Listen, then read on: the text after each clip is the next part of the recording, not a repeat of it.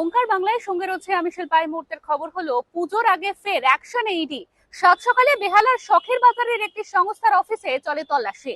Regent কলোনিতে রাষ্ট্রায়ত্ত বীমা সংস্থার এক কর্মীর বাড়িতেও চলেছে তল্লাশি। অভিযান চলেছে ঝাড়গ্রামের গোপীবল্লভপুরের বেশ কয়েকটি জায়গাতেও। গোপীবল্লভপুর 1 এবং 2 নম্বর ব্লকে 4-5 জায়গায় চলে অভিযান। পুজোর আগে কি কর্মচারীদের বকেয়া দিয়ে দেবে রাজ্য সরকার? সোমবার রাজ্যের ডিএ মামলার শুনানি সুপ্রিম কোর্টে।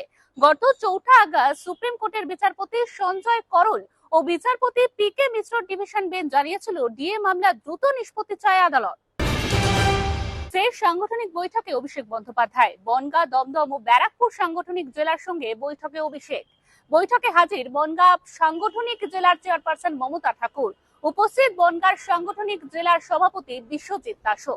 মতুয়া ভোট নিয়ে বৈঠকে আলোচনা, খবর তৃণমূল সূত্রে। এরকমই আরো অন্যান্য খবরের আপডেটের জন্য অবশ্যই চোখ রাখুন ওঙ্কার বাংলা ডিজিটালে।